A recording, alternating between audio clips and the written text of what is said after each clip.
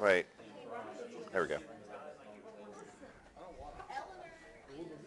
We're talking about geotech today. Ooh.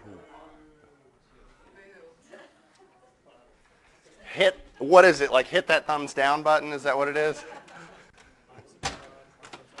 So we're doing geotech today. Let me talk a little bit real quick about the quiz. My plan is to have 8 questions on the quiz, and I tried to get all of them done before class, but I've got 6 of them done. So the quiz is open, but do me a favor and hold off on starting it. After this class, I'm going to upload the last 2 questions. Like I started going through the notes, and we've got 11 problems that we're doing today in class.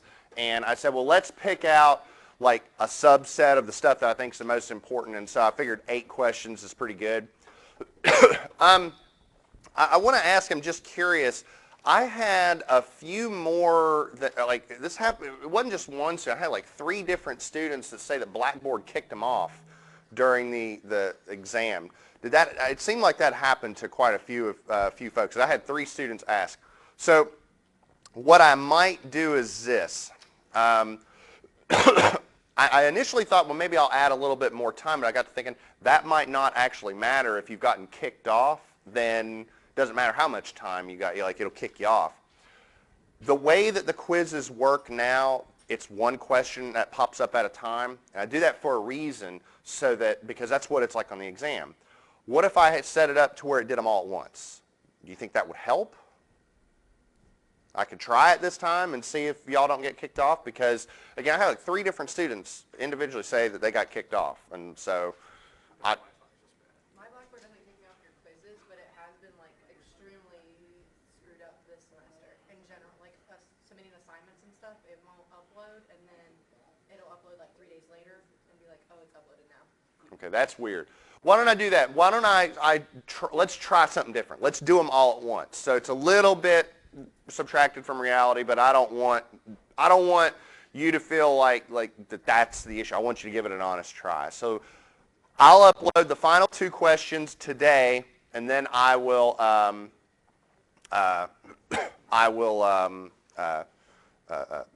let you all know when the quiz is ready. Give me 1 quick sec. All right. Well, let's see how many dirt puns I can throw into this lecture. We are outside my wheelhouse, that's for sure, because we're in geotech land, okay? So I want to give you a quick overview of what we're going to do today. Let me go up here. So here's my FE review. Now, I got to be honest, I pieced this together kind of based on this. This is the topic coverage in geotech, and that's a lot. Individually, it's pretty much the biggest topic on the exam because it kind of combines like some geotech, some foundation, some lateral stuff, some slope stability. So there's a lot in this section. And so what I have for you are 11 problems. Okay? Those 11 problems are what I would characterize as the ones that I think are most in line with what you've seen before, most in line with what covers the broad stuff on the exam without getting too esoteric. Like, I would imagine you all have probably seen or will see stuff on slope stability, like method of slices and things like that. I'm not covering that here because I think we're starting to get into the weeds a bit as to what we cover in geotech and foundations. The sort of the analogy is if we were talking about concrete design on the FE, I don't cover development length. Like, I don't talk about that because that's a pretty like specific topic. Like when we do concrete design in here, I just want you to know, FEMN and VPN, like the basic stuff. So that's sort of what I'm trying to cover. So I want to give you a quick overview as to what it is we're going to do today. So we're going to do a soil phase diagram problem, air, water, and solids. We're going to look at some properties there. We have a sieve analysis problem, and so this is looking at coefficient of uniformity and coefficient of curvature, stuff like that. We got a classification problem, soil classification. Y'all remember this stuff, right? Or y'all seen that stuff, right? Flow nets. So we're going to look at flow nets. We're going to look at effective stress. We're going to look at direct shear. Shallow foundation. I'm not doing deep foundations, okay? Just a simple shallow foundation problem. A simple wall. Looking at settlement. This is like primary settlement, and this is secondary settlement, time value settlement. And then the last one, no, this is consolidation, and this one's time value. And that's what I've got for you. So I'm probably leaving a lot of stuff out, but I think this is the basics. So everybody okay with that? Now, the stuff that I just mentioned, I know it's been a while maybe, but y'all know kind of what I'm talking about, right? Okay, good. That's what I wanted to hear. So let's do with problem 1 first. Okay. Now I screen captured a lot of these examples so that we could do this kind of quickly. So example 1, we got a sample of clay that has a wet unit weight of 220 pounds, a dry unit, or not unit weight, I got to use the right terminology, a wet weight of 200 pounds, a dry weight of 205 pounds, and a total volume of 1.73 cubic feet. The solids have a specific gravity of 2.65, so what's the void ratio? Okay, so this is a soil properties problem. It is a very, very common type of problem on the exam.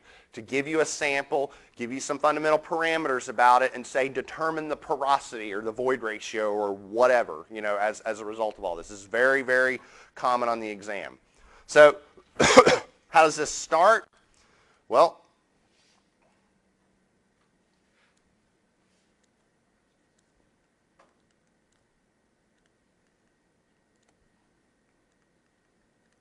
the 3 components of a sample of soil, right? The air, the water, and the solids. And what I do is on one end I put the volume, and on one end I put the mass. Now, or let me say this, you could put mass or weight as long as you're consistent. So I'm going to do weight. So over here on the left we'll do weight.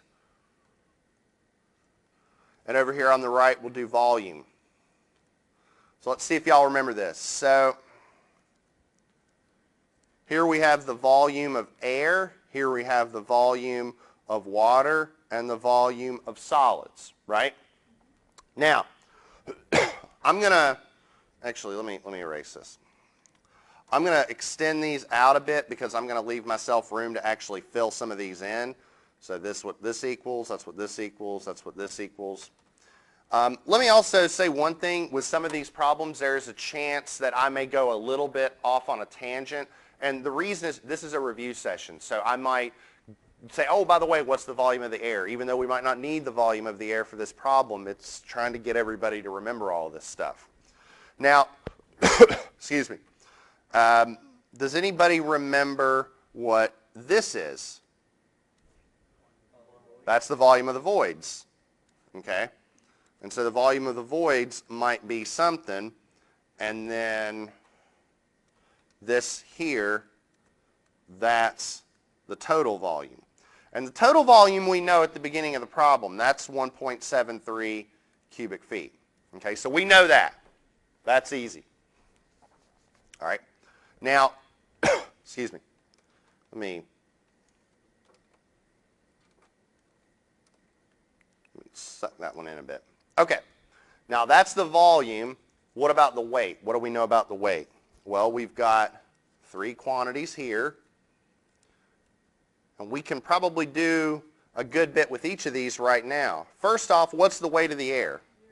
That's 0. There is no, the air doesn't have any weight. It has a volume, but no weight. Now, we know the total weight of the entire specimen is 220 pounds. Here, let me move that over. Ooh, that's not what I wanted to do. Here, I'll just sketch that out a little bit. So we know that the total weight is 220 pounds. So we know that. And what else do we know? We know that the total weight is 220 pounds. We have a dry weight of what? 205 pounds? What is that? That's the weight of the solids. So if we know that the total weight is 220 pounds and we know the weight of the solids is 205 pounds, what's the weight of the water? There we go. That's easy, right? So we're already, getting the memory banks fired up. So we've got the total weight, we've got the weight of the solids, the weight of the water, we got everything figured out over here. Now, let's just start filling in some stuff over here. Let's see what we can fill out. Now, I'm going to start you with something simple. We know the weight of the water. Can we determine the volume of the water? Okay, so how would we determine the volume of the water? What's that? No, keep it simple. We know the unit weight of water, right? So we have the weight of the water divided by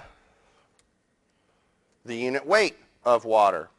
So this is 15 pounds divided by what? What's the unit weight of water?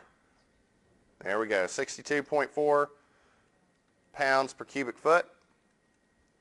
And so that'll give us so many cubic feet. So tell me what that is. We'll say 3 decimal places just to keep it simple.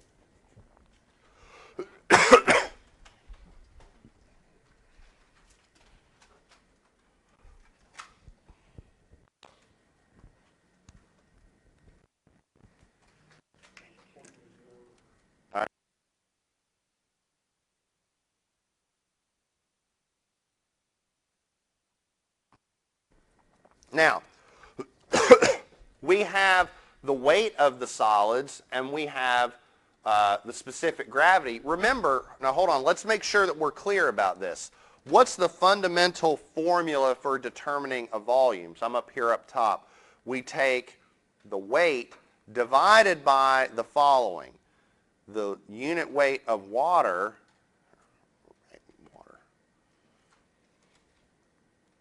times a specific gravity, right? That's the fundamental formula for determining a volume. You take a weight divided by those two parameters. We didn't do that here because what is the specific gravity of water? 1. So it's basically there. So we've got this one. So we can determine the volume of the solids pretty easily because we're just going to take the weight of the solids divided by the specific gravity times the unit weight of water. So we're going to take 205 pounds divided by, excuse me, 2.65 times 62.4 pounds per cubic feet. And so that comes out to be what? 1.24 cubic feet. So this is 1.240. So how do I determine the volume of the air? Subtract the sum of what we have here. So therefore, the volume of the air is the volume total minus the sum of the volume of the water plus the volume of the solids. So that's going to be 1.73 cubic feet minus 0.24 plus 1.24. Here, hold on. It's going to bug me.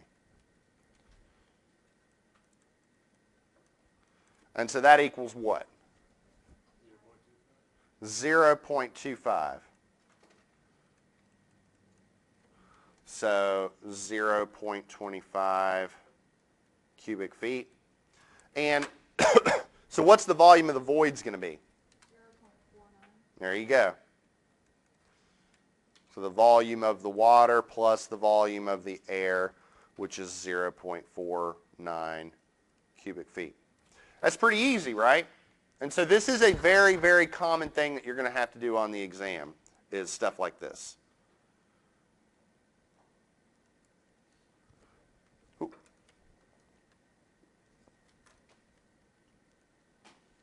So the volume of the voids, volume of the air, volume of the water, everything makes sense. The only thing we haven't talked about is the void ratios. Anybody remember how to compute a void ratio? Does anybody remember what that is? There we go. Y'all know your stuff. Therefore, the void ratio, E, is the volume of the voids over the volume of the solids. So 0.49 over 1.240. Remember, it's a ratio, so it comes out unitless, and that comes out to be what?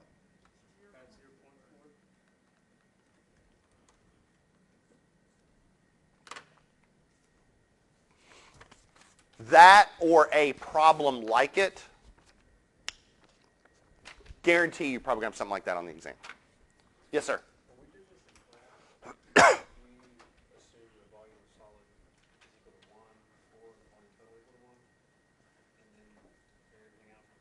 Yeah. Yes. Yes, that's why. And to be clear, that's fine too. Like if they say here's a sample, given this, and this, you can say, well, I'll assume the volume is this and back calculate everything. You're still going to get the same answer for something like a void ratio because it's a percentage. So whether this is 1.73 or this is 1, everything else is going to scale off of that. So proportionally it'll be the same because that's what the void ratio is. It's just a proportion. It's like a slope ratio for a truss member, over some, up some. So it doesn't matter how long it is, the slope ratio is the same. I got to bring it back to structures at some points. That's all I know. Sound good? Not bad, right? All right. Okay, so we have a soil's grain size distribution curve as shown. Now D60 is 0.49 millimeters and D10 is 0.19 millimeters. What's the coefficient of curvature? Let's back it up a bit. What's D60 and D10?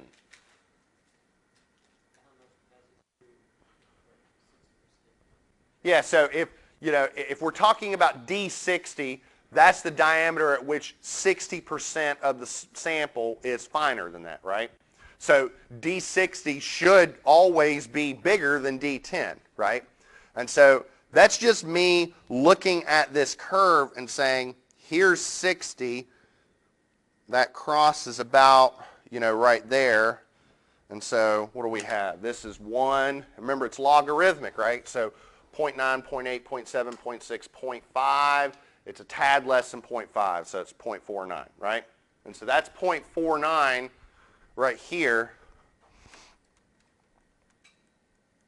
And then if we look at 10, 10's going to sort of be right there. And so what is that? This is, 0.9, 0.8, 0.7, 0.6, 0.5, 0.4, 0.3, 0.2, and 0.1. So I can't draw a straight line to save my life. It really should be a little bit lower there. So it's a little bit less than 0.2. So hence actually it really would cross about right there. So that's the 0.19, right? Now we need a coefficient of curvature. Does anybody remember how to compute that? What if you don't remember how to compute that? There you go. That's right. So let's go to the handbook. This is our first foray into the civil section of the handbook. Okay? And so if you open the handbook and you go to the civil section, the very first thing you see is geotech. It's the first section of the civil component of the handbook.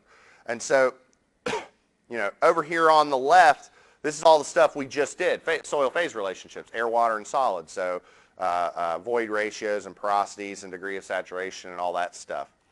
Over here on the right, here we have the coefficient of uniformity and the coefficient of curvature. And so the coefficient of curvature is D30 squared over D10 times D60. So that means they gave us D60, they gave us D10, we need to find D30. That wasn't given, but we do have the curve. So what do we got? D30, what's that? What value? You tell me.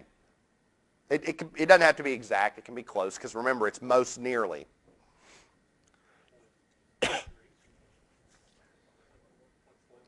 About 0.4, right? Because it's going to be about like right there, right? So we could call it 0.4, 0.39, what the heck? Let's call it 0.4, all right? So D30 is about 0.4, and therefore our coefficient of curvature is D30 squared over D60 times D10, so 0.4 millimeters squared over, excuse me, 0.19, or sorry, 0.49, although it doesn't really matter.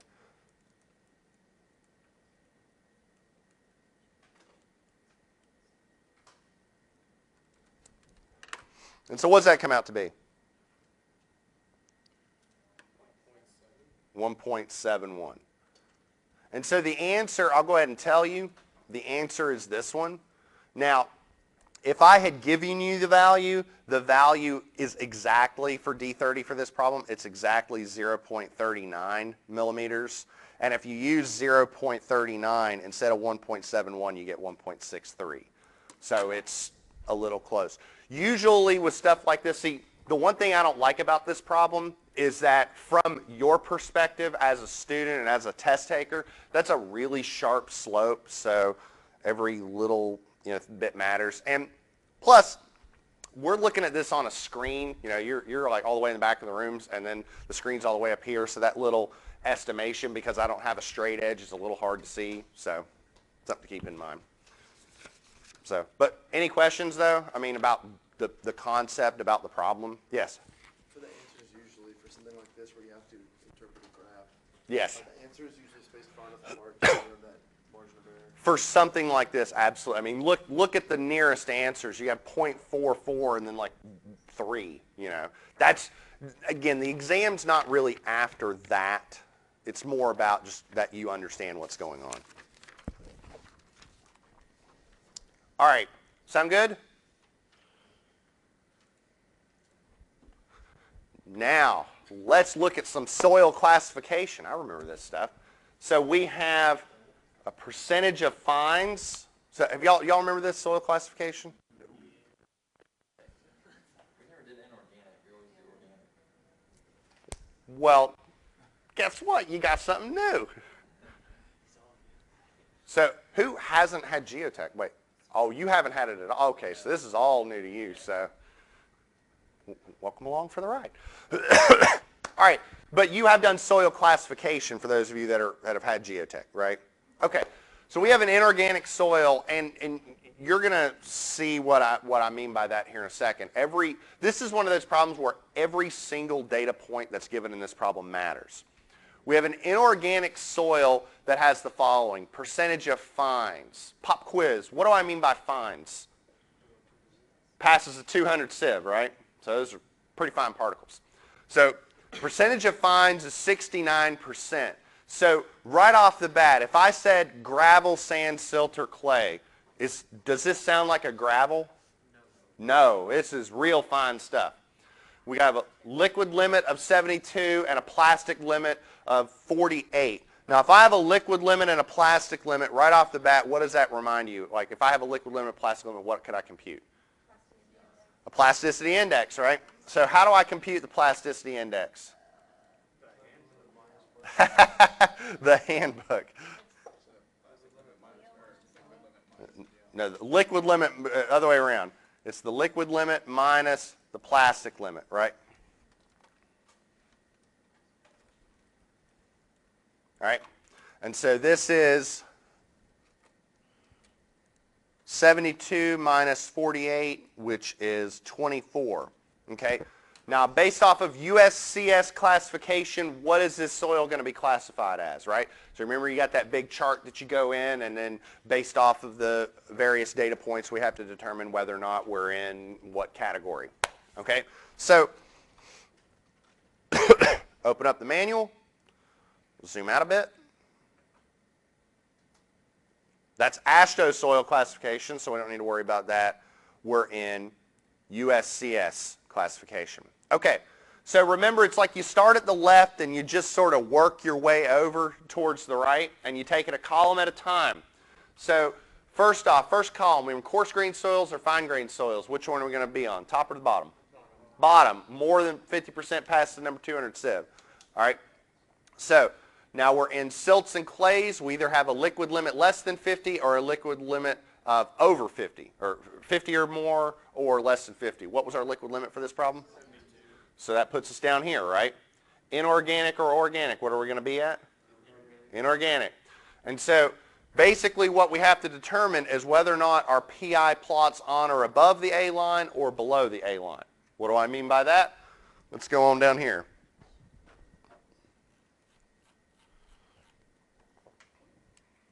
Right?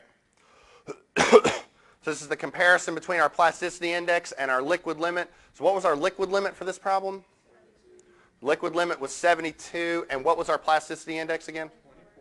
24. So well below the A line, and so if we are below the A line, we should be looking at an elastic silt, and so that's classification MH.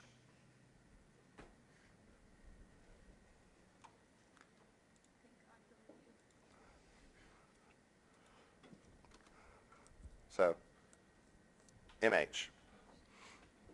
What do we think? Not too bad?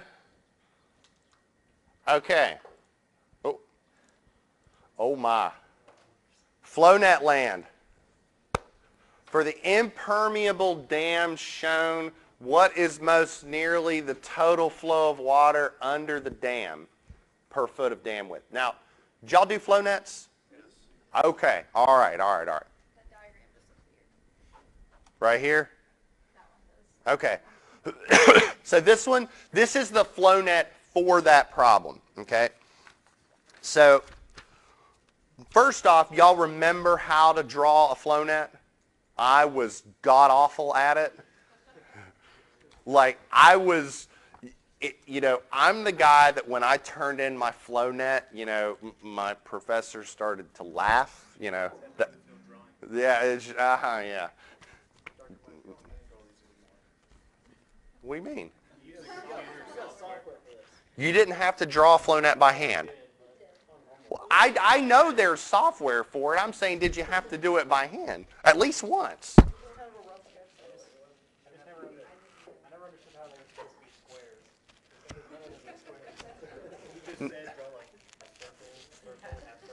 So, God, I'm going to embarrass myself. I'm going to embarrass myself right here. Okay, so we have, we've got a dam that looks sort of something like this. Boom. All right, there's water here, and then there's water here. Right? So that's the ground. So we have a change in water, right? We have a total change in pressure head, right? That's our change. And so here's the media that it's flowing through, and this is bedrock, right? Okay. So all right, so the way that it works is, so you start off, like the way that I always remembered how to do it, you start in the middle of the dam and you draw these equal potential flow lines, okay? So let's say we're going to have 3 equal potential flow lines making 4 flow chambers, right? So maybe it starts here, here, and here. So you evenly space them, right? And you draw those so that they hit this at a 90-degree angle. So maybe this one, oh God. And so this one sort of goes maybe like that. This one goes like that. that, like that, then like that. And then you're going to have your flow drop lines that as they go down, they're supposed to cross each one of those lines at a 90 degree. See, like I said, I'm embarrassing myself. Like you said, there's software that can do it a whole lot. But that's sort of the algorithm, right? I'm not going to do any more because y'all are laughing at me. Okay, and so ultimately you get something like this. Now this one's a little weird. The flow net looks a little strange because we've got not only an impermeable dam, but there's a sheet pile on it. So that's why we've got this, impermeable paver here. Now, so I have this right here. Now, first thing to ask is how many equipotential drops are there, right? Remember, there's really two pieces of information that you get from a flow net, right? You get the number of flow chambers and the number of drops, right? Pretty straightforward, right? Now, the number of flow chambers, that's usually pretty easy. I have 3 lines, so that means 4 chambers. 1, 2, 3, 4. So that one's pretty easy. As for the number of drops, just start counting it. We start at an elevation of 20 feet, and so here's 1, 2, 3, 4, 5, 6, 7, 8, 9, 10. 10, right? 4 chambers, 10 drops. Does that make sense? And so the idea behind a flow net is that it's graphically representing that to enough accuracy for you to be able to perform your calculations. If we drew more chambers, we'd get more drops. But it doesn't really matter because the ratio would stay the same, the ratio of the number of drops per channel. Okay? And so the way that I always like to explain that, and I'm going to get to your question here in a second, but the way that I always like to explain that is to look at a flow chamber that looks something like this. Let's say you have a solid pipe, right? And inside that pipe, it's clogged with some sand. And let's say that this is 4 inches and this is 20 inches, right? And because there's that clog, we have a pressure head change, right? Right? Okay, so remember when you draw your flow net, it's supposed to be in squares, right? So if I was looking at this, one way I could draw it is I could draw it with 2 flow chambers, right? And if those are each 2 inches tall, then I'm going to have 1, 2, 3, 4, 5, 6, 7, so on and so forth. I'm not the best at the art. But it would be something like NF equals 2, ND equals 10, right? But if I added another set of flow lines, then I'd have to add more of these for it to be square. So maybe this becomes 4, but this in response becomes 20, if that makes any sense. So as long as that ratio stays the same, that's really what you're after. It's the chain or the comparison between the number of flow channels and the number of drops. Now you had a question. No, I'm good now. Okay. Okay. Everybody else good? Okay. So going back to this problem, we have a K of 0.01 feet per minute, and we have a number of flow chambers of 4 and a number of equipotential drops of 10. Now, what we're after in this problem is to determine the flow rate, okay? Now, does anybody remember how you determine that?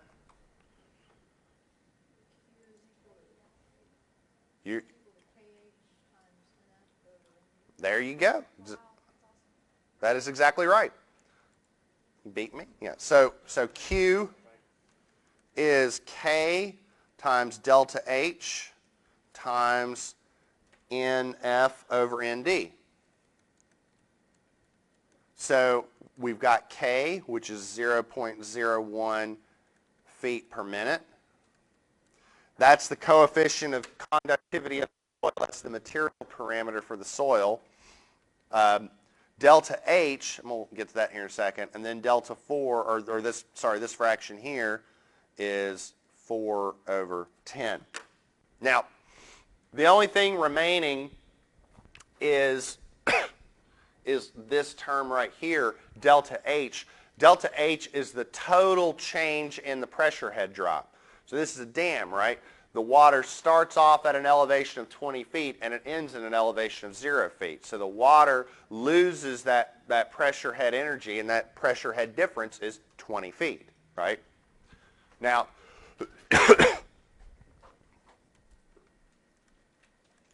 you look at the units. I have feet times feet, and the answers are in cubic feet. Where's the other foot coming from?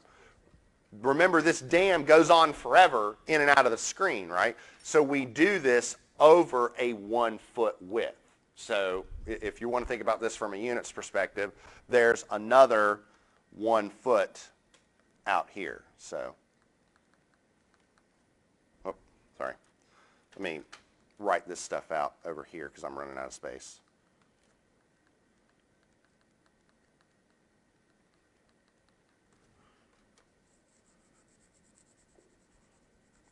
Remember, that's one of the things that happens in geotech is that, if you're looking at dams or retaining walls, you sort of assume they go on forever, so you're always looking at that 1 foot width. Now, plug and chug, and what do we get? So it's 20 times 0.4 or times 0.01,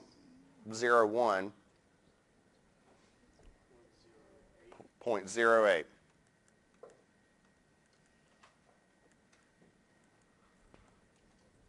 Now, did I do that one too fast, or how are we feeling? So you're saying it doesn't matter when we draw the flow lines, just because the ratio will be the same, so it doesn't matter how many we draw. Theoretically, the ratio will be the same. If you're following the rules, we got 4 and 10. It might have been 8 and 20, but in the end, the ratio would be the same. So, not draw it, but understand it.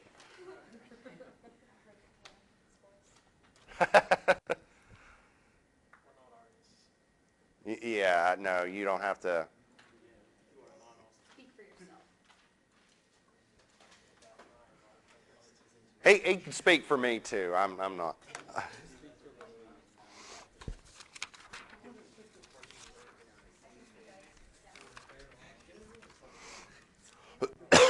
All right. Y'all remember this? So, in general, tell me how effective stress works. Like what's the general thing you got to worry about if you're computing effective stress? The poor water pressure, right? So the way that I always understood it is, okay, imagine that you have a bowling ball in your hand, right? And so it's got some weight to it. Now imagine you jumped into the pool with that bowling ball, right? It doesn't weigh as much, right? Because the poor water pressure is acting to lift that bowling ball up a bit, right? It's why it's easy to lift stuff in the pool, because the water is helping you out. Now, if you're designing a foundation, you don't really care so much about the total stress. What you care about is the effective stress. The load is being applied to the soil, but the water is helping you out. It's like, again, the bowling ball in the pool. So if you're designing, the foundation, you don't care about the weight of the bowling ball. You care about how heavy it is in the pool, okay? So what I have here is I have a soil profile, and I've got point A, point B, and point C. So point A is on top of the ground, and so what do I have going on? I have 6 meters of dry sand that has, so first off, this is all just sand, right? It's just from sand down to this clay layer. So I have a total of 19 meters of sand, but the groundwater table comes up to about 6 meters from below the ground. So I got 6 meters of dry sand, and then I got 13 meters of saturated sand. So how do I determine the stress at point C due to all of this weight? Well, it's pretty straightforward if you think about the analogy of the bowling ball. So here's how you go about it. So the effective stress is going to be as follows. Okay, I'm just going to add up my pressures. Now, how do you determine pressure at a depth? Like, how do you do that? Look, if I have it's the unit weight times the distance, right? If I'm in a swimming pool, how do I determine the pressure at the bottom? Well, it's the unit weight of water times however far it is to the bottom, right? Same thing with the soil profile.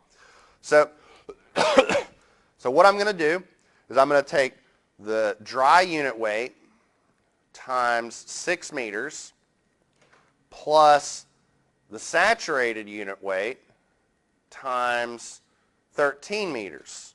But what am I missing?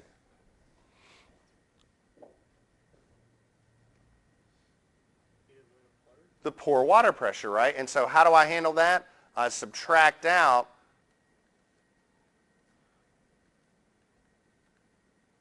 the pressure of that water. And the pressure of that water is the unit weight of water times how deep the water is. So the water is 13 meters deep. So how do I determine the pressure at point C? It's gamma H of this minus the water. Yes? Remember, that's saturated. So. When do we use the sub, gamma sub? What? It's just the saturated unit weight of water. Yeah, oh, submerge. Yeah, submerge is gamma sat minus gamma H2O. Yes, basically. So if you want, you could look at it like this. You could say gamma dry 6 meters plus gamma sat minus gamma H2O 13 meters. And this, that's gamma sub. It's the same thing, you know. I sort of like doing it this way, though, because you can kind of see that, you know, that fundamental expression for effective stress is the total stress minus U, minus that pore water pressure. So this is 16.5 kilonewtons per cubic meter times 6 meters plus 19.25 kilonewtons per cubic meter minus what? Ooh, we're in metric land. 9.81.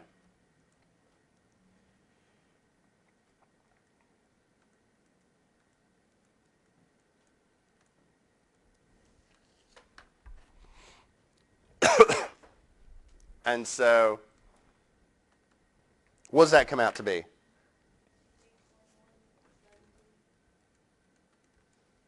And so that would be kilonewtons over meters squared, or kilopascals. Boom.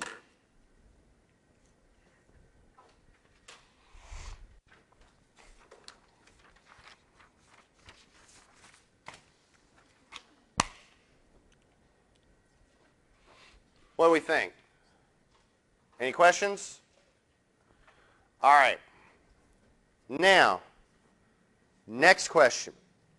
We have a direct shear test performed on a dry, silty stand.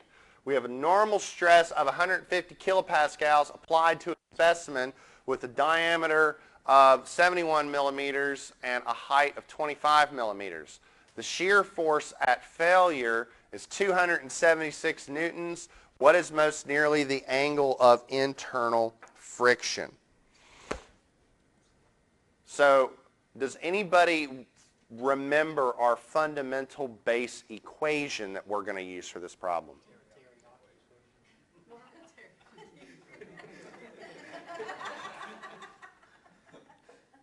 What?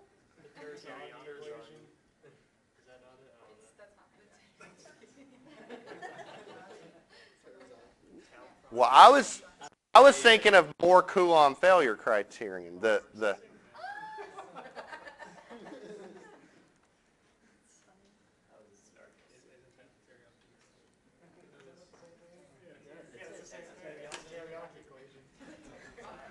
The teriyaki equation. That's the only way we can remember it. That's the only way I can remember it. Tertsagi, yeah. Come on. Come on now. Teriyaki equation. Didn't like that? Okay. I'll come up with another, food-related pun later on. I'm sure I will. Okay. Tau equals C plus sigma tan phi. Okay, so we have a normal stress, a cohesion, a shear stress, and an angle of internal friction. Now, I want to look at this expression, or this equation, and I want to look at this problem description, and I want to see if there's any values that I know right off the bat. I know the normal stress, right? Normal stress is 150 kilopascals. The shear, I'm going to have to figure that out because that's a shear force, and so it's shear stress. I got to figure that out. I'm solving for phi. What am I missing? The C value, right? The cohesion. What is C for this problem? Bless you. I heard a value. Why? Because it's a sand, right? Sand analytically has no cohesion, right? That's what a clay is. Clays have cohesion. So sands, because this is a dry, silty sand, C is 0, right? So therefore, what we're going to end up doing is phi is going to be the inverse tangent of tau over sigma. Like that's what we're going to end up doing, right? Because this is 0, so divide by sigma and take the inverse tangent. That's what we're going to do. So now we got to figure this stuff out. Now, remember you have a normal stress on this cylinder, right? And then you're shearing it at the same time, right? So what's complicated about this problem is the shear stress, okay? Now, I have a shear force of 276 newtons, and I'm going to convert that to 0.276 kilonewtons because I have this in kilopascals. Now, remember, we've got a cylinder that's basically being sheared like this, right? That's about the best you're going to get out of it. So what we care about, so we're looking at a shear stress, so we need a force over an area. The force is the shear. The area is that, right? So we need pi d squared over 4. So the area is pi over 4 d squared, or pi over 4 times the diameter, which is 0.071 meters squared. And I got that because I just turned the millimeters into meters. So the area is what? What does that come out to be? It's going to be tiny. 3.96.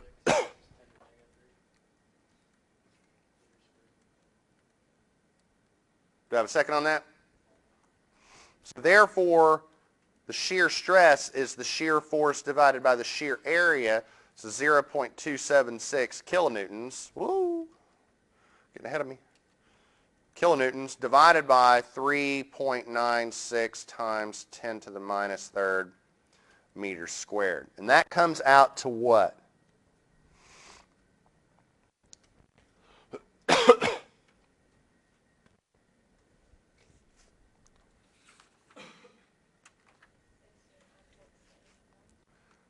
We'll just say 69.7 kilopascals.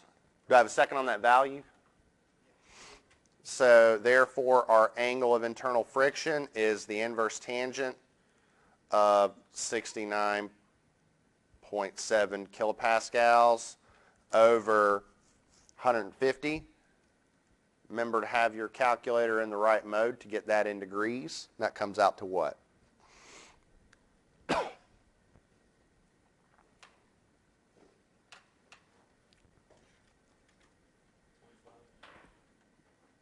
I think like when I did, it came out like 24.9 degrees. I'm not having fun. Like my 9s are coming out really weird today. I'm just being very nonchalant with my 9s. They look weird. Okay, so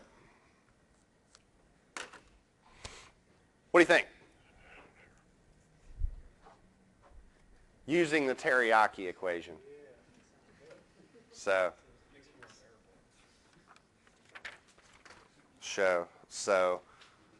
let's move on to something a little more foundational.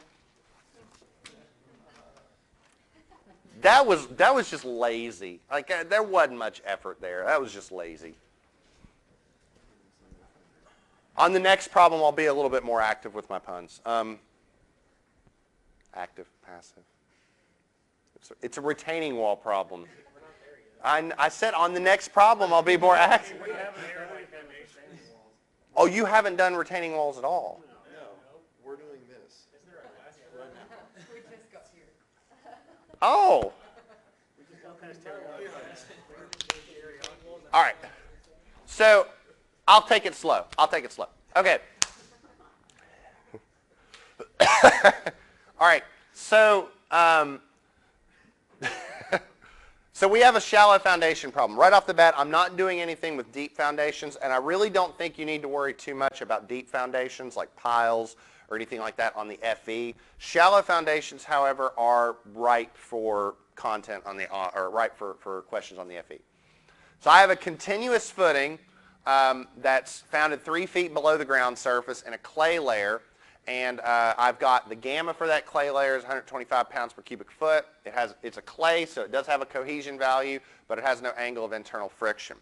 Now, if I have a factor of safety of 3, what is most nearly the recommended allowable bearing capacity? And so remember, when you're given a gamma value, a C, and an angle of internal friction, you can use those values based off of your design templates and whatnot to determine NC, NQ, and N gamma. So if you all are in foundations, you probably have just talked about this. So this equation should be somewhat familiar, that your teriyaki ultimate bearing capacity equation should be CNC plus gamma dF in Q plus 1/2 gamma B in gamma, right? I get that right? What's that? Oh no, I don't have the incline load or all that other crap. This is the no. No. And to be fair, on the FE, it's the fundamentals. So in a course, like you need to understand how to deal with surcharge loads and inclines and all that stuff. But for the FE, you really don't need to worry about that. You just really need to know about the basics. What is going to trip you up, though, is stuff like there's 2 things that I think can ultimately trip you up on the FE. The first is making sure that you properly apply a factor of safety. And the second is that you understand the difference between an allowable or a bearing capacity in terms of pressure and a bearing capacity in terms of load, because you have the size of the foundation, and so what's that wall load? Now, somebody raise their hand. Yes? Should that be a Q or is that a gamma? For the middle one? Is it like gamma dF and Q? Did I get it? Hold on. This is why I have the main.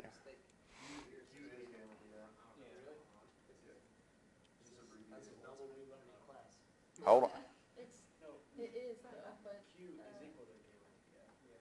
Oh, that's right. Oh, yeah, that's right. Still haven't tried that in class. Trying to throw that wrong. I should have gone to the manual starter. I'm sorry. That's right. The way you said that, and then you just sort of lightly lowered your head. I'm sorry. So I'm just going off of the basic teriyaki bearing capacity equation.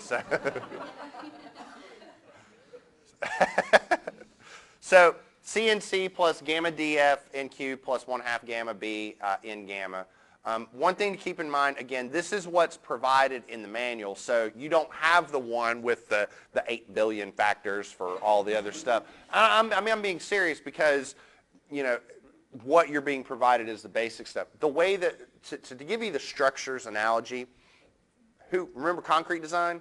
Remember we did a singly reinforced beam, and then we said, okay, now let's ratchet it up and do a doubly reinforced beam or a T-beam. Well, on the FE, you're really probably going to see singly reinforced beams, just ASFYD minus A over 2. That doesn't mean in class that we're not going to take it above and beyond, which is what you're probably going to do in your foundations course, but for the FE, you know, it's all basic. So I'm saying that to sort of put your mind at ease that you're not going to have to do all the crazy equations and whatnot. Now, because we have N gamma is 0, that one's pretty simple. So we have 1,200 pounds per square foot, an NC of 5.14 plus 125 pounds per cubic foot times a D sub F. What is D sub F going to be for this problem? 3 feet. That's the depth of the foundation, right? So you have, you know, the ground, you know, here's your foundation, and that is D sub F, that is B, right? And then this is 1.0. So what does QU come out to be?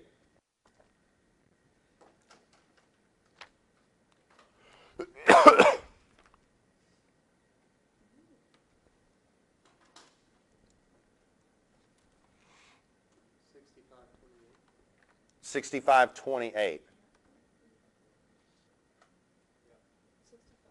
I heard more 65.43s.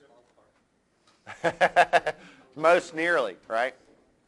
Okay, so that means the answer is C, right? No. No. Why? The factor of safety. Remember, what you're computing is an ultimate bearing capacity.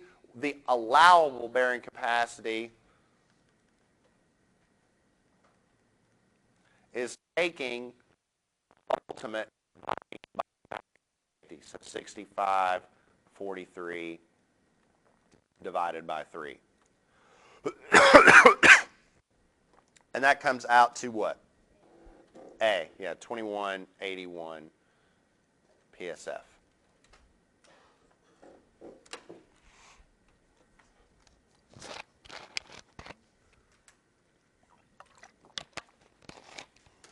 Any questions? Not too bad, right?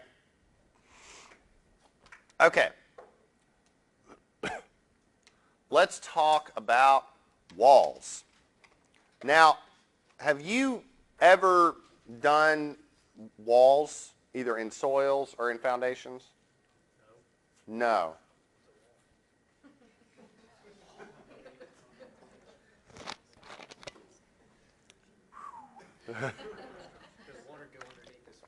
No, this is not a water problem. Okay. All right. Okay, so I'm going to give you a really, really short overview of this, and I'm doing this because I think you're going to find that this is a very doable problem on the exam. It's not hard. It borrows off of stuff you already know. For instance, you agree that pressure increases as a function of depth, right? Right? So you can determine the pressure at this wall as gamma H, right? And you know that from fluids, the pressure distribution goes like that. You're 80% of the way there on this problem, okay? Just right off the bat. So let's take a look at this problem, and I want to talk a little bit about the concept so that you all are aware of some of these terms. So we have a gravity wall shown. So a gravity wall is one of the simplest retaining walls, and basically it relies on just brute raw weight to resist the load. In other words, a gravity wall, so here's a retaining wall, right? The soil wants to knock the wall over. So what keeps the wall up? The fact that it's huge. It is a big block of concrete. The sheer weight of the concrete and gravity is keeping that wall up. That's what a gravity wall is, okay? A cantilevered wall would look a little different. A cantilevered retaining wall would be something like, you know, you have some sort of stem. Whoop, got away. Whoop, that got away from me. Right, and then you've got, you know, soil here and soil there. So it's almost like a concrete beam that's being bent as a cantilever. It's not resisting it through shear weight. It's resisting it through that flexural resistance of the concrete. So that sort of becomes a mixture of a geotech problem and a structures problem, because the geotech would tell us what's the force on the wall, and then the reinforced concrete designer would say, how do I design that cantilevered beam to resist that load? So those of you that have me for concrete, you know what I'm talking about, right? All right. Now, I want to talk a little bit about some terms so that you all are aware of some things. Now, would you agree that the pressure distribution on this back end of the wall would look something like this? Would you agree with that? That's not bad, right? Okay. Now, the fluids person would tell you that the pressure at the bottom, here, I'll do it in red so that it matches. The pressure at the bottom would equal gamma H, right? Okay, here's where the soils comes into play. We adjust this through what's called an active earth pressure coefficient. Okay? Now, why do I call it active? Okay? Here's the reason I call it active. Okay? Let's look up here up top. Let's say I have this big block of a retaining wall, and there's soil here and there's soil here. So the retaining wall actually sinks into the ground a bit. Okay?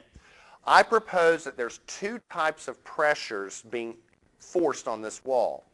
The one on the right is the active pressure trying to tip the wall over. But what's on the left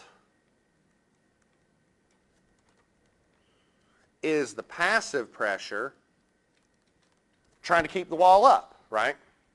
So the way that we would determine the active pressure is we would take gamma H times an active earth pressure coefficient, a K sub A. On the left, this, we would take gamma H times a K sub P, a passive earth pressure. So some's trying to knock it over, some's trying to keep it up. Make sense? Then you take that and you realize, well, the wall itself has some weight. Gamma equals 150 pounds per cubic foot for concrete. You know, it's got some dimensions. And so ultimately, a retaining wall problem is to try and determine whether or not the wall is going to slide, whether or not it's going to overturn, so on and so forth. That is, in a nutshell, retaining walls. Okay? What we're going to do on this problem is we're going to try and determine the amount of overturning moment. Now, again, you don't really need to know much about geotech to try and understand what I'm talking about here. How would this wall want to tip over? Tips over like that, right? At what point, about what point do you think it's going to want to tip over? Probably about that point right there, right? Because it's going to, boo, right? So this point right here, the toe of this retaining wall, that's where I'm going to compute my overturning moment. Does that make sense? All right. So let's turn this into sort of a static structures problem, right? We're going to be summing moments about this point, right? So some moments here, right? And so if I sum moments there, what do? Well, I have a pressure, right? Okay, that pressure, I have a triangular distributed load. What would I do if this was a structures problem? I would collapse that into a single point load, right? Now, what would be the magnitude of that point load?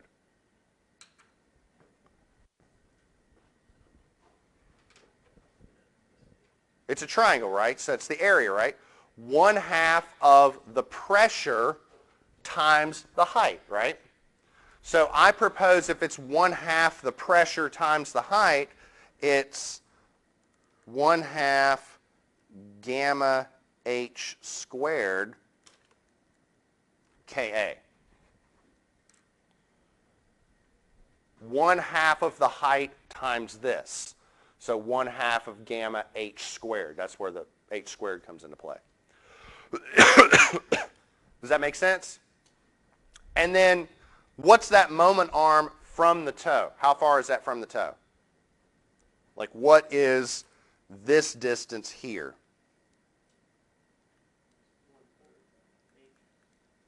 H over 3.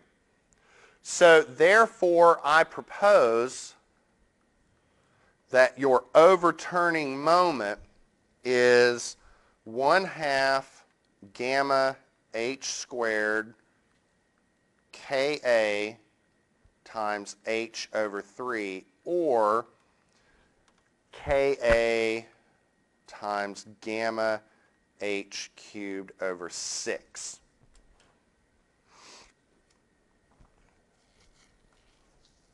Would you agree with that?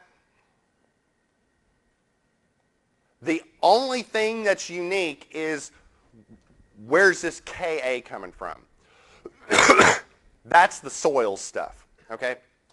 So without delving too much into the world of soil mechanics on this, the nice thing about what you're going to deal with on the exam is, so here I'm on page 155. This is looking at stress profiles, and it's sort of combining vertical stress and horizontal stress. So here you can see vertical stress and the pore water pressure and all of that.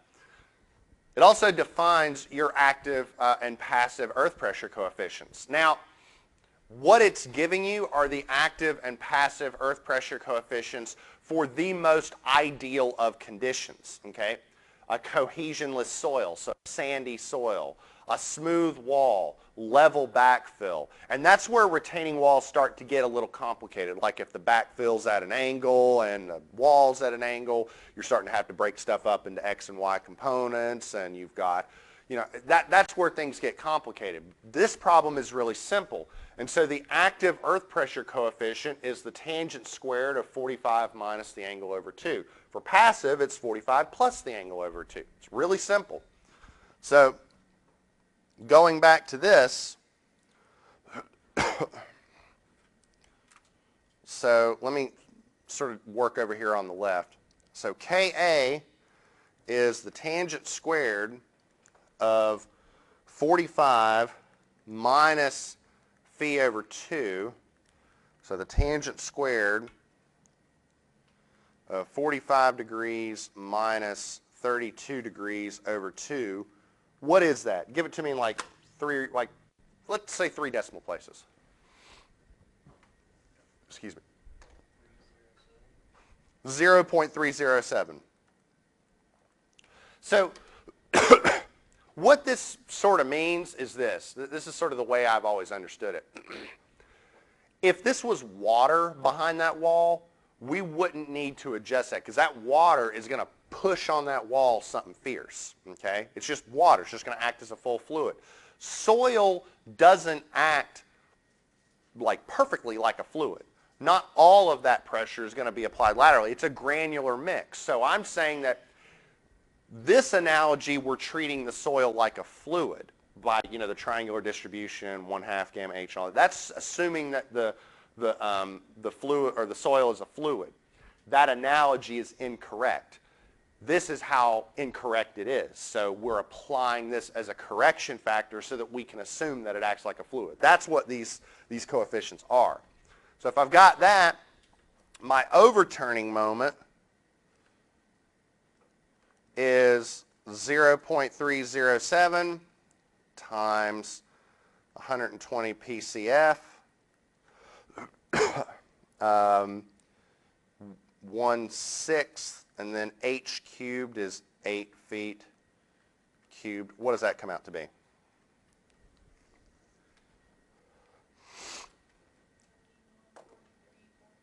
Say it again.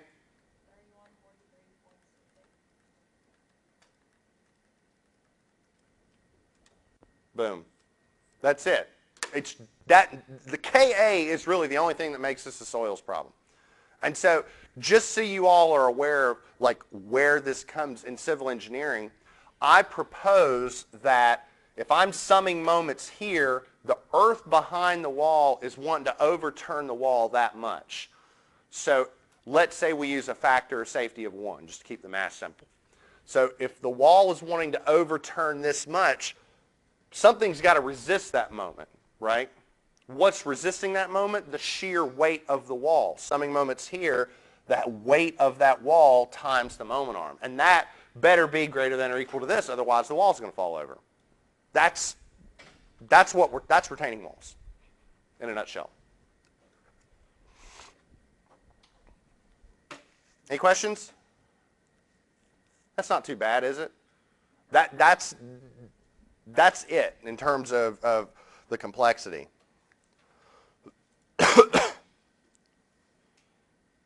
Okay. Now, did you all do consolidation? You did do consolidation. Okay. So I have a normally consolidated clay layer. It has a liquid limit of 45 and initial effective stress of 200 or 2,000 PSF. Now we have a sand fill over the layer, which causes an increase of vertical stress of 800 pounds per square foot. How much will the void ratio increase? Okay, so let me go back to the manual here because I want to make sure everybody understands what's going on here. Okay.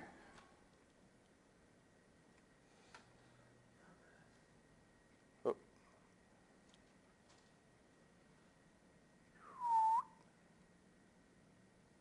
Here we go.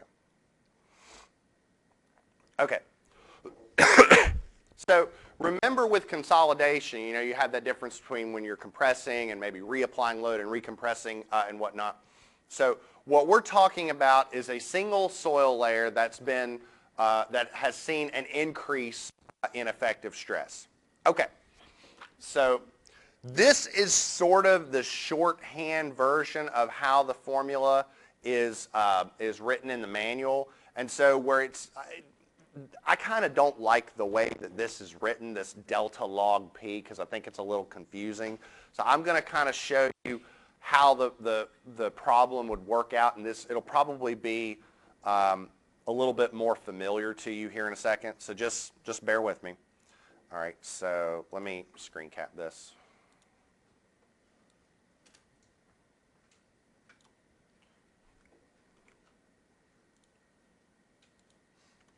Okay.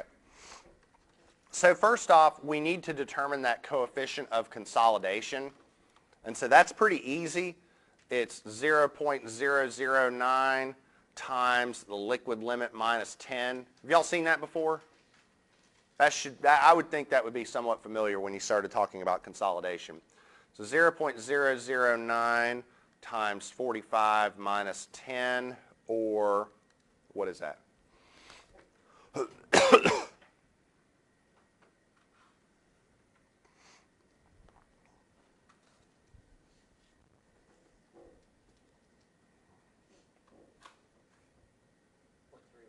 Okay. Now, the formula that's written in the manual is C sub C equals delta E divided by delta log P. Now, I don't like that, the way that's written. I sort of remember it as this. Or, hold on. I remember it as either log P, ooh, I'm getting ahead of myself, P2 minus log of P1. Is that how it was written for you all? Or maybe delta E over log P2 over P1?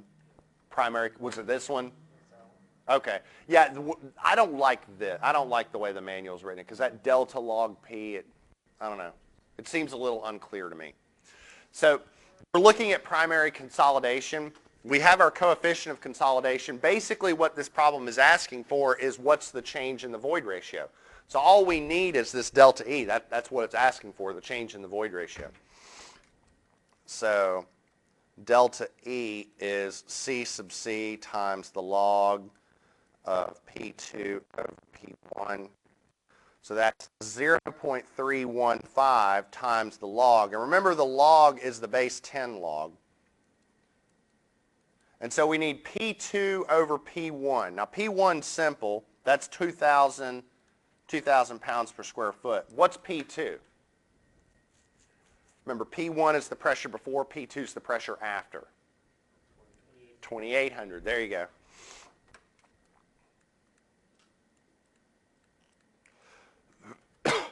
This is a primary consolidation problem. It's very plug and chug. I did this because I kind of wanted to explain that formula. It's a little weird.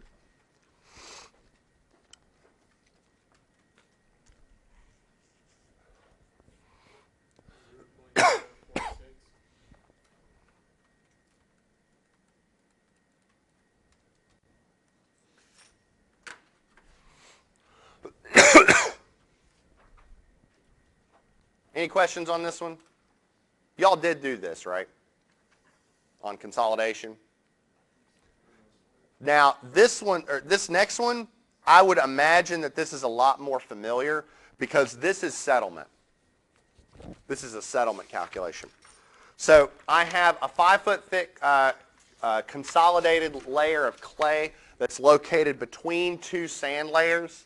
Now I've got an initial void ratio of 0.9 and a compression index of 0.35. The surface load increases the stress from 1,000 to 1,500. So if that happens, what's the settlement, right? So you're talking about the change in thickness of that clay layer, right? So let me see if you all remember this expression. So we're talking about, actually let me screen cap this so it's a little bigger.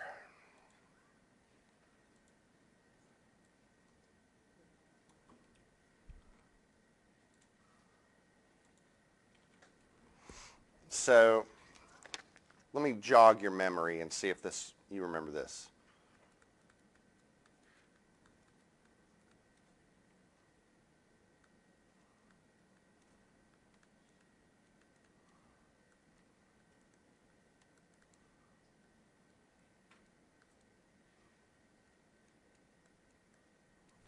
Is that familiar? What? It hurts? Why? What? Really? Was it bad? What's that? What's that?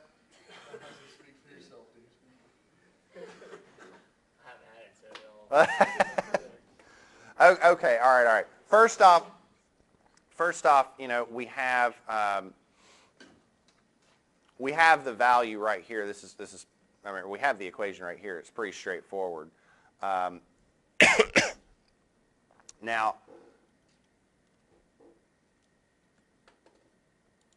the nice thing about this is that it's pretty plug and chug. The only thing that you really need to make sure that you're paying attention to is just what value you use for what expression. So, for example, H naught and E naught, these are initial heights and initial void ratios. So anytime you see that in the manual, that's what that means. So this is going to be 5 feet, and this is going to be 1 plus 0.9. All right. Our compression index, 0.35, that's our coefficient of consolidation. Our base log of P naught plus delta P over P naught. So all that is basically the P2 over P1 that we just looked at. So P naught plus delta P, that's your initial pressure plus the change in pressure. Well, that's just 1,500. And this is 1,000. I think my point with these problems is that I want you to recognize that they're not overly complicated. Going back to the manual, we're basically looking at, this. Now, we're going to be dealing in this problem with what the manual refers to as virgin compression. I don't know if Dr. Nye would have used that term, but there's a difference between consolidating a layer and then reconsolidating, reapplying load. So we're dealing with virgin compression because we just have a load and we're hitting it. Yes? I think one of the reasons why I was kind of hard is because we were still confused on what over-consolidated was, and he kept telling us like over-consolidated was at the top, and in foundations it switched for some reason. So I think we just were confused with the concept. Oh. That's the way I learned it, so. But I would defer to geotech. You're going to look on your face. So, okay. I'm getting off topic here. What does this come out to be? Because the last one is one that I think that's one I want to spend time on. These are mostly plug and chugs. The last one is the one where I really want to spend some time on because there's a trick to it that's easy to miss. 0.16. 0.16. What's that? Okay.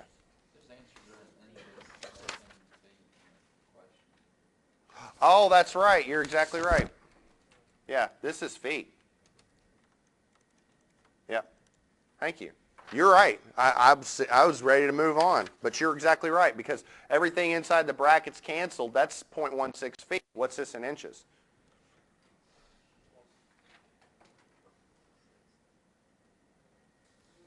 Yeah, you're exactly right. I meant to make that point. I totally lost it. 1.9 inches. I, Wow. Oh, I did get that. that was a good one. That was a good one. I had everything going right, and it got totally soiled. Yeah. That was a good one. That was a good pun. All right. We don't have much time, so let's use our time valuably. Okay.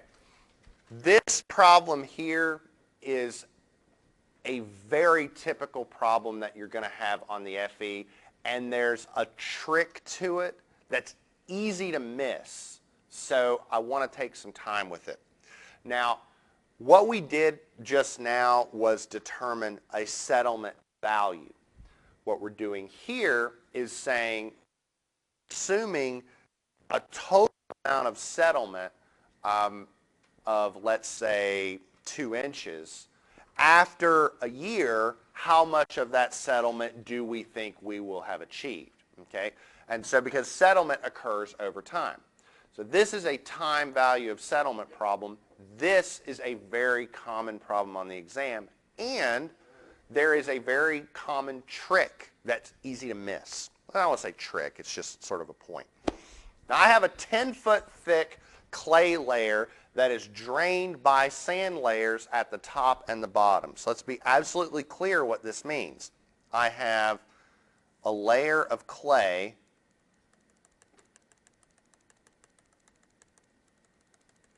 and then on the top and the bottom there's a sand. Okay? Now, how does settlement work? What do I mean by settlement? Okay? You have clay, right? There's water in the clay. It's like a sponge, right? You apply load, that water squeezes out, and what happens? It sinks. That's settlement, right? Okay.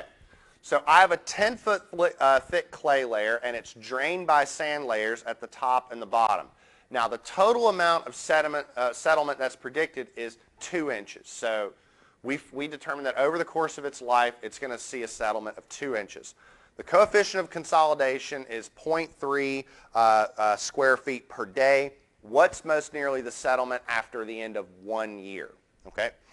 So what you should be referring to is this. Now, did y'all do this? Does this look familiar?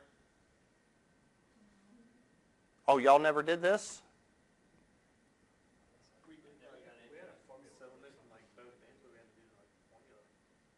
Well, okay, I'm gonna start doing some stuff. This will probably come really familiar. Does this formula look familiar? Okay, all right, so you have done this before. Okay. So what we have to determine is our time settlement factor, okay? And so that's T sub V is C sub V times T over the drainage height squared, okay? Now, a lot of this is given, and it's really simple, okay? So we have 0.03 square feet per day times how many days? 365 times a height squared. Now here's the kicker. What's the drainage height going to be? 5 feet. It's not 10 feet, right? You have a clay layer that can drain in two directions, right? Remember, this is 10 foot thick, but it can drain to the top and bottom. So the drainage height is 5 feet. Remember, if this was sand and this was rock, then it would be the total of 10 feet. Remember, the drainage height is that farthest distance, right? Make sense? And so if this was rock, it'd be 10 feet.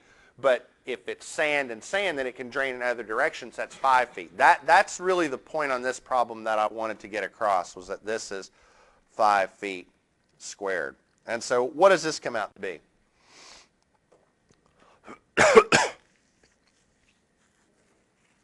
Say it again.